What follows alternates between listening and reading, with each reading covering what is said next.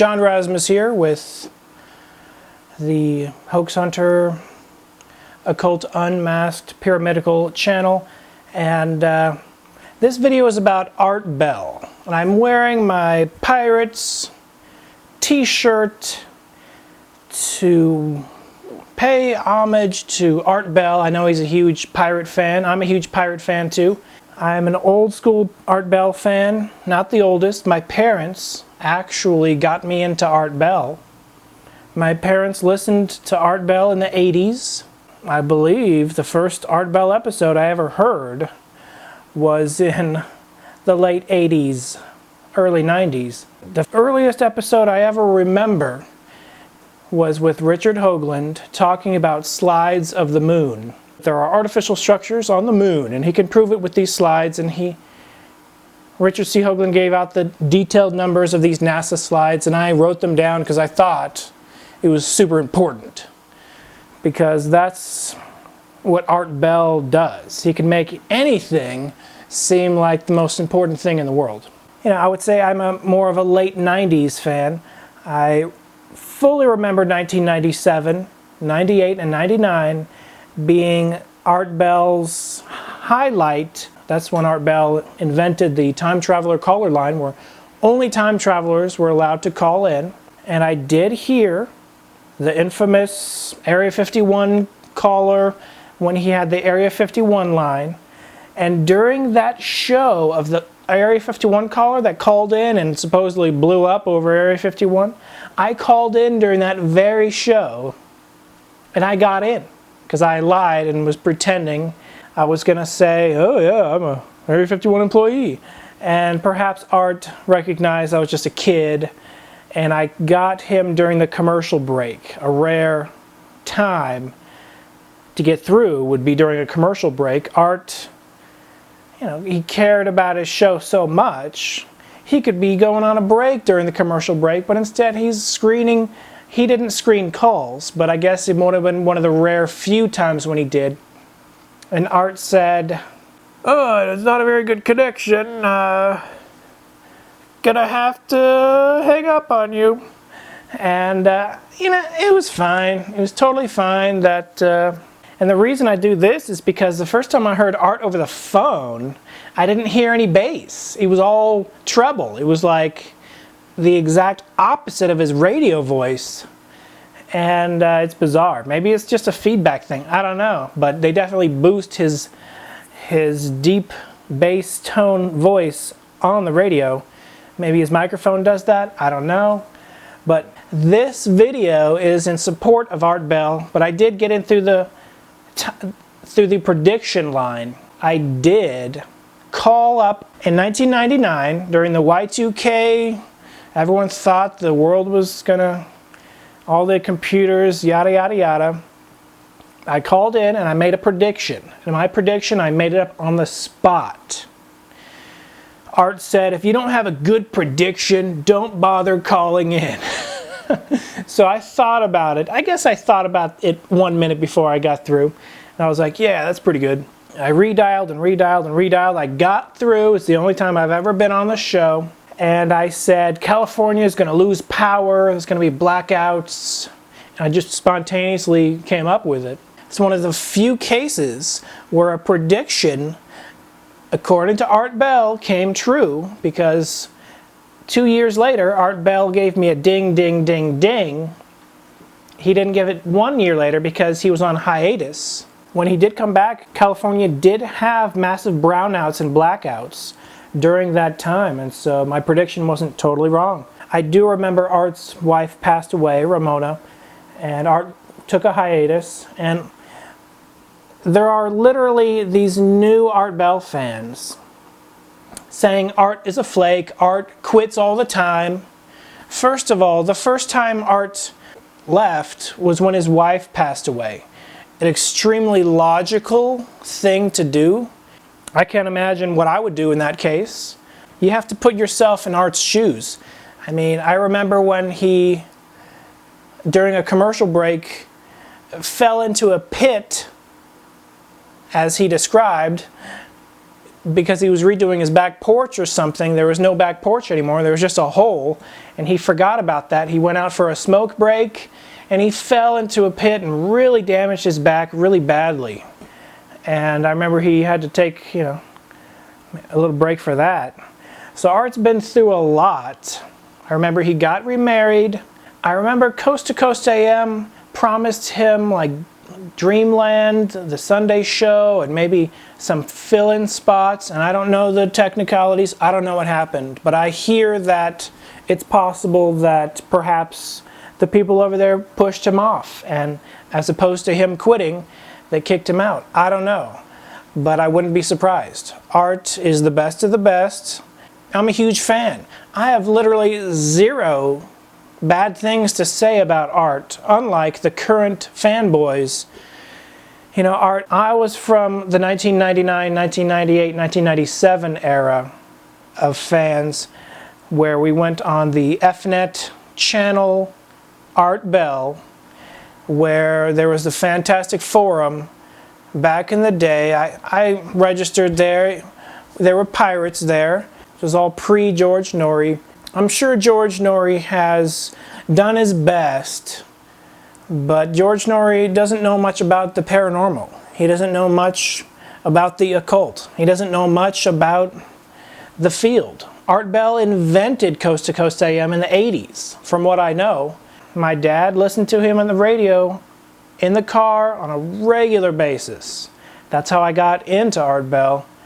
And I do remember, like the first month George Norrie took over, a guest said, and this was literally not too long after George Norrie bragged about knowing a lot about the paranormal and having an extensive background in the paranormal. Now, I don't doubt George Norrie has an extensive background in being a professional voice radio personality, but he definitely did not have any extensive background in the paranormal whatsoever, because on the first month of George Norrie's show, and I wish I had a clip of it, George Norrie was asked by the guest. They said, "Oh, so what do you have to say about Roswell?" And George Norrie actually said, "What's Roswell?"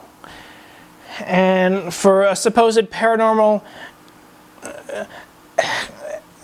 heavy background in the paranormal, not expert, but very familiar with the subject, if you don't know what Roswell is, you might as well have never heard of a gray alien, or you don't know what UFO stands for. And so I thought that was pretty funny. I'm not going to bash on George Norrie. I'm sure he does the best he can, but he's more of a voice, and Art Bell's a voice with an extremely unique personality behind it, which gave Art the edge. I'm not going to do any more comparisons. I'm just going to say Art was the best of the best of what he did. He didn't screen calls. Crazies got in. And when Art Bell had a birthday or near here or there, I did check out the Gab forum, or Midnight in the Desert forum. I don't know what it was called. It was literally the only time I logged in for that chat. And Art was there. And I said, "Happy birthday, Art." And I asked if anyone there was from channel Art Bell, and no one was, not a single person. I have to assume 90% of the fan base from that Midnight in the Desert fan base little Gab thing, that they are probably millennials. That's just the impression that I get. And Art Bell is not a flake. Art Bell is he's, I believe, 70 years old. That's retirement age. He could do whatever he wants. He did not have to come back.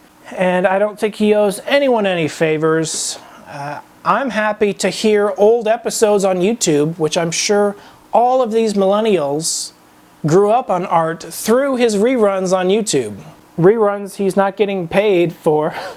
Speaking of paid, I don't know the details, but if I had to guess, I would say Art may have not gotten paid much to anything to do this Midnight in the Desert. He was more of a passion of what he loved to do. And I really, if anyone's to blame, it's going to be this weirdo that shot a gun near Art's house. I heard from one video that it was a drive-by shooting. I heard by another that it was exaggerated. Now, first of all, to those saying it's an exaggerated story, I haven't extensively researched it other than Google and Google News. Just because something isn't on Google News, it doesn't mean it doesn't exist.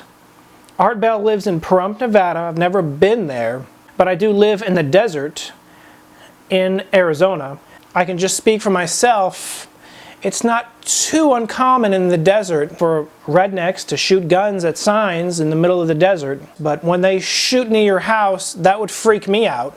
That would freak me out big time. If I heard it once, I might think it was a firework or someone's car or something, but if I heard it more than once, continually, especially as I was trying to work, I would get freaked out too.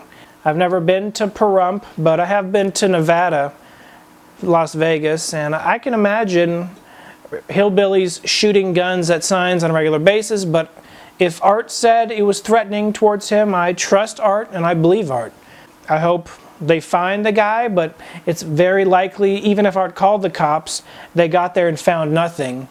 I really wish I paid a little bit more attention to Art's show, because I tuned in about once a week because I've been busy, and I would have tuned in every single night if I knew it would have ended. That's the only regret I have, but I look forward to listening to the shows that I missed. I'm a huge fan of Art Bell. If Art Bell chooses to come back, I would greatly support that as well. I believe it's possible a lot of these butthurt fanboys are mad that, maybe they wanted to have their own little radio show. I don't know what the little details are, but I didn't listen to any of those little radio shows before and after, except for Richard C. Hoagland.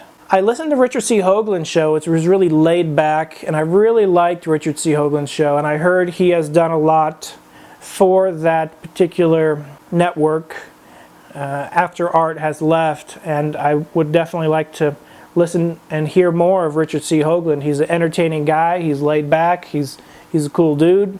Art Bell is that way. Art Bell is the coolest radio host. And I remember seeing in the late 90s, Art Bell was, I believe Art Bell was number 3. The number 3 radio host in the entire United States, behind Howard Stern and Rush Limbaugh. He was that big. And I remember he was on Larry King Live talking about Y2K and his arts parts, his Roswell supposed parts, and I remember Art Bell extensively. I listened to I listened to the 2 Mel's Hole episodes live. I listened to the John Teeter episodes live, the faxing ones, the ones where John Teeter faxed in, the bogus Y2K prediction, and when he went under a different name. I remember the single 7 time traveler guy. I remember the crazy callers like the 6-fingered Antichrist.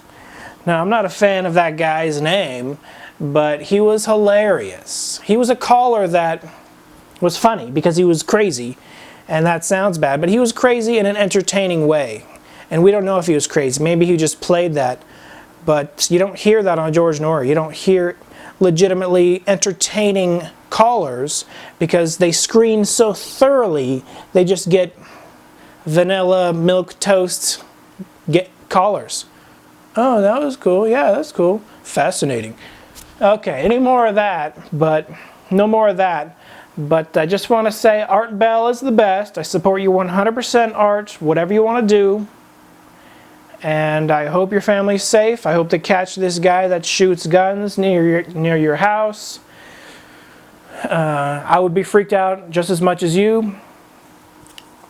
I did have a theory that perhaps Art didn't want to continue the show, and the shooting was legitimate, but that he also didn't want to continue, possibly for other reasons.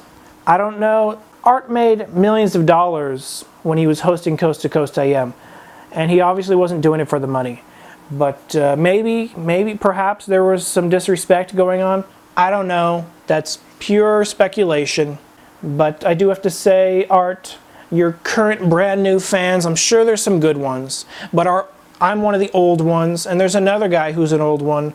George Sedna posted a video saying, "Leave Art Bell alone." And I listened and watched that guy's entire video, George Sedna, and I agree with that guy 90%, except when he says Art Bell is kind of like Chicken Little. The sky's falling. Now, first of all, this is where I disagree with you, George Sedna. Chicken Little was complaining that, oh no, the sky is falling, when it wasn't. But Art Bell saying, oh, someone's shooting at me, and someone was shooting at him. In my opinion, I agree with the great possibility that in a redneck town, in the middle of the desert, in the middle of the night, there are gonna be people with guns shooting them. It's very possible, very legitimately happens. I've heard guns shoot. I have heard gunshots outside my house from a distance, one or two, not anything threatening in the past few years. But if I heard it really close to my house and it was coming out of a car drive-by and it literally like what sounded like it was coming towards me, perhaps multiple times, I would be freaked out and I would call the cops, most definitely.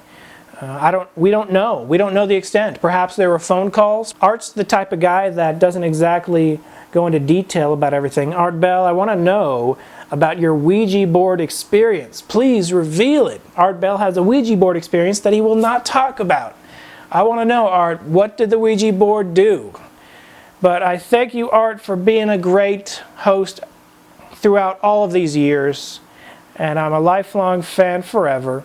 Even though you wouldn't have me debate Michael Horn on your show, even though you didn't want to hear about my poltergeist experience of me being poltergeist haunted for 6 months straight, a legitimate story that actually happened to me. I've never told the whole thing. So Art, if you want the exclusive, if you ever do come back, know this.